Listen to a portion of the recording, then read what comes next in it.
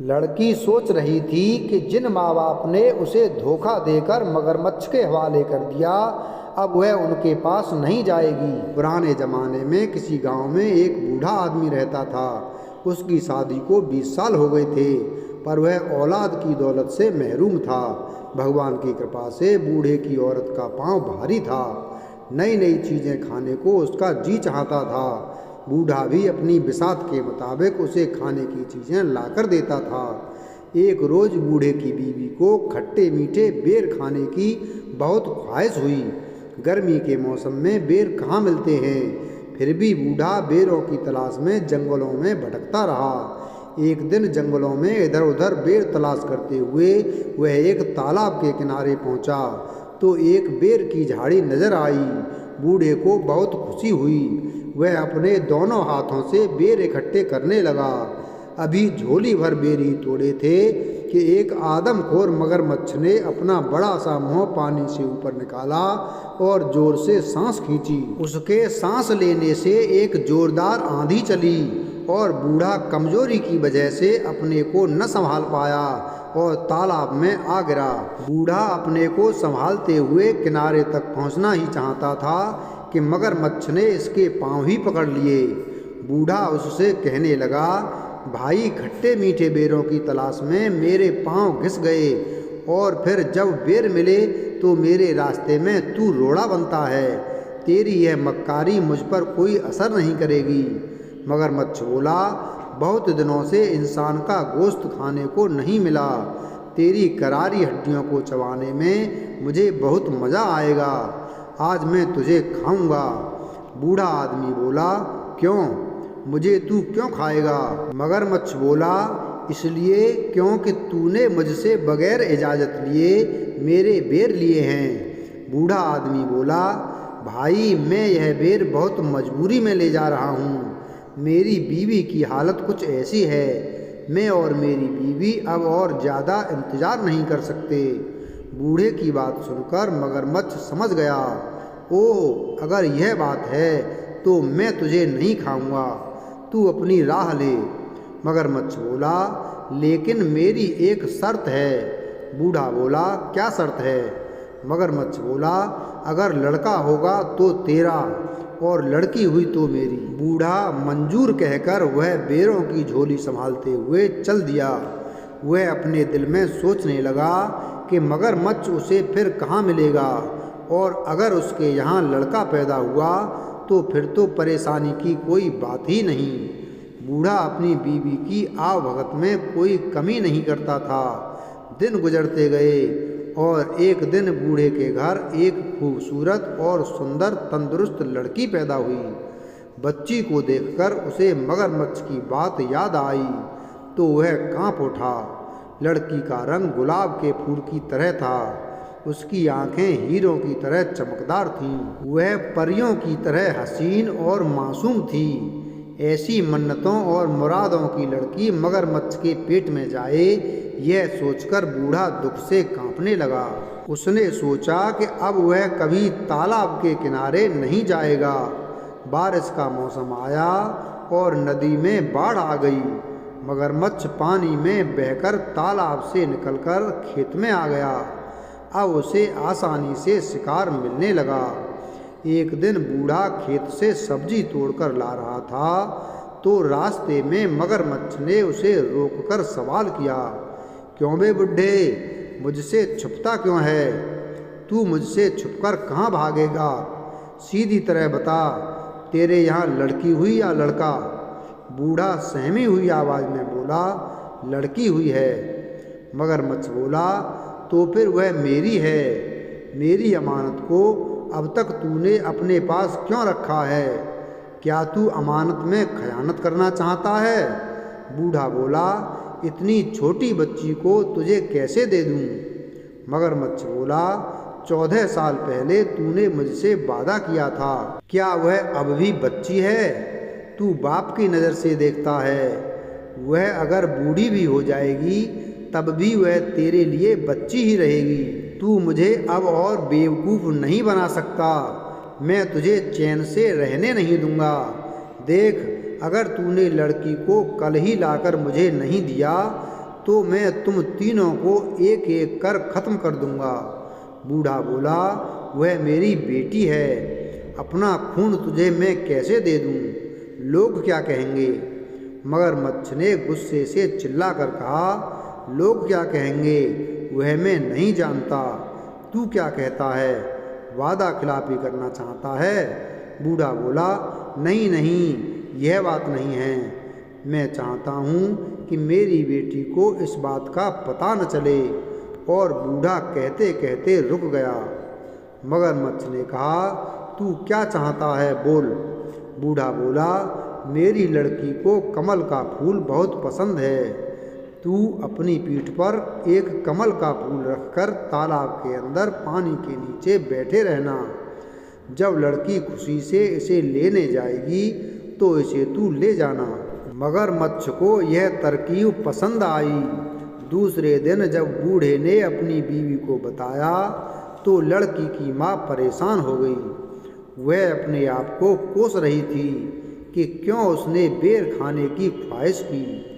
आज उसकी बेटी मौत के मुँह में जा रही थी। भगवान उसे मौत क्यों नहीं देता? उसका दिल रो रहा था क्योंकि वह लड़की से कह रही थी, बेटी कितने दिन हुए नानी के घर तू नहीं गई, वह तुझे याद कर रही हैं।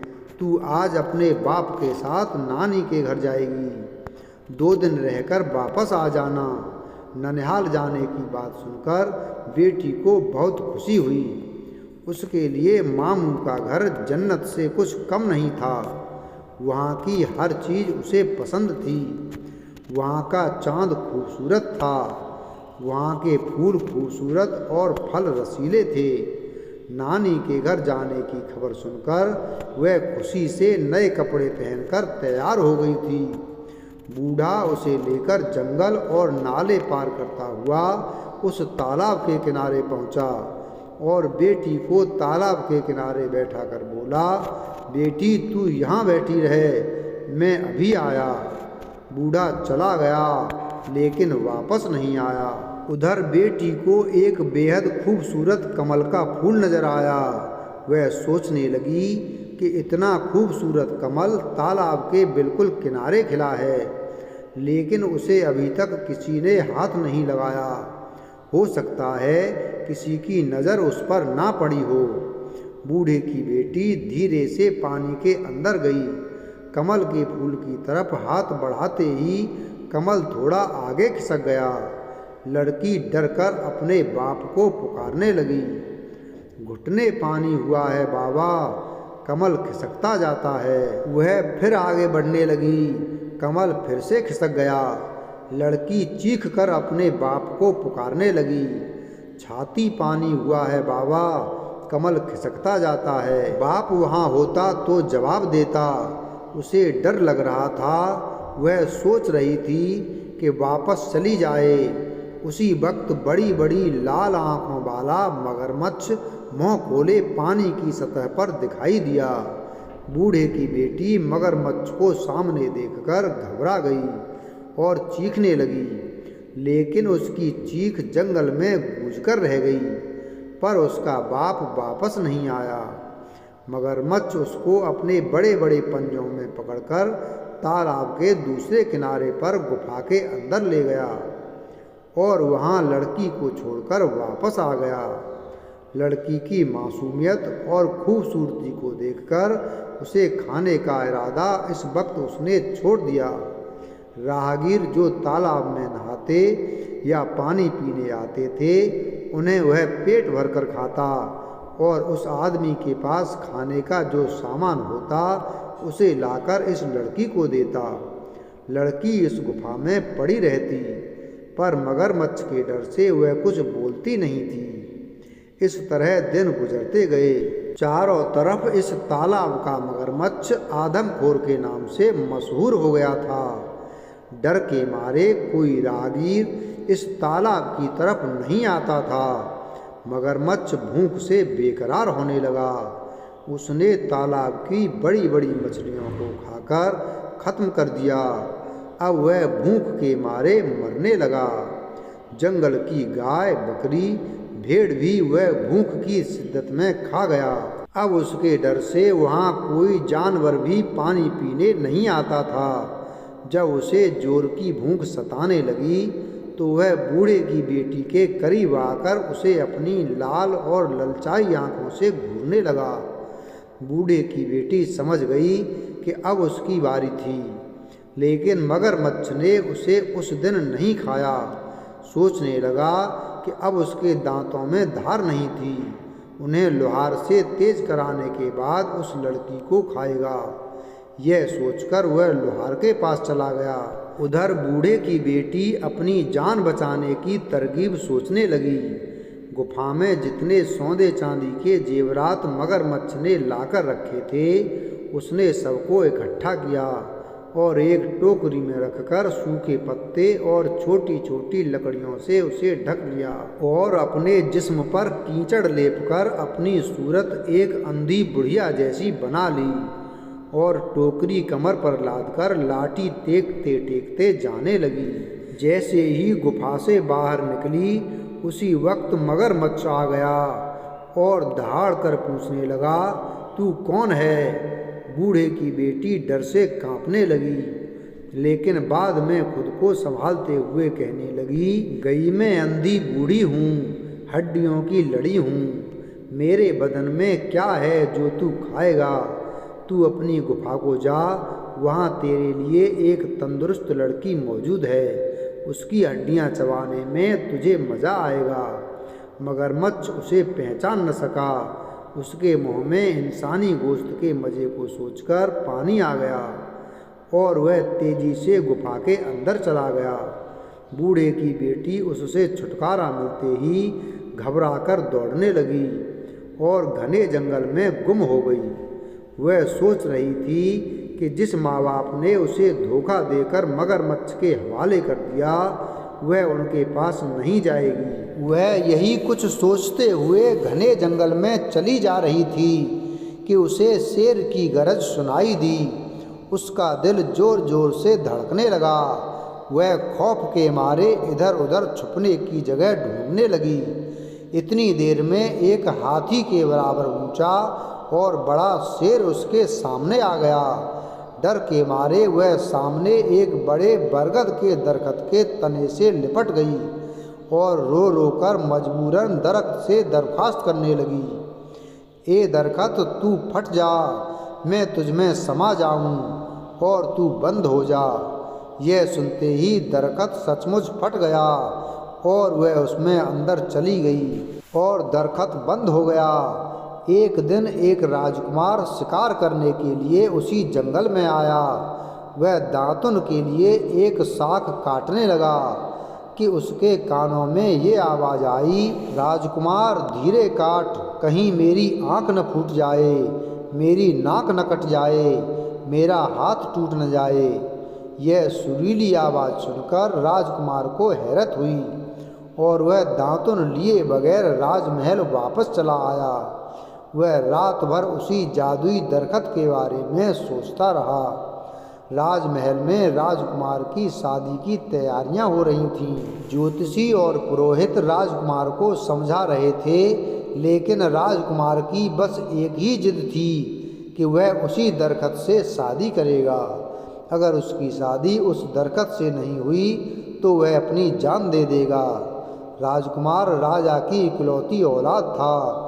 उसकी नज़र में शादी की अहमियत बेटे की ज़िंदगी से कम ही थी, इसलिए राजकुमार की ख्वाहिश पूरी की गई। उसी दरख्त के साथ उसकी शादी की रस्म अदा की गई। राजकुमार ने उस दरख्त को वहाँ से उखाड़कर अपने महल के पास बाग में लगवा लिया।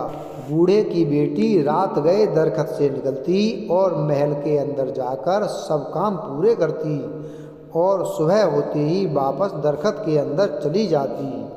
एक रोज़ राजकुमार ने छुपकर बूढ़े की बेटी के ये सब काम देखे।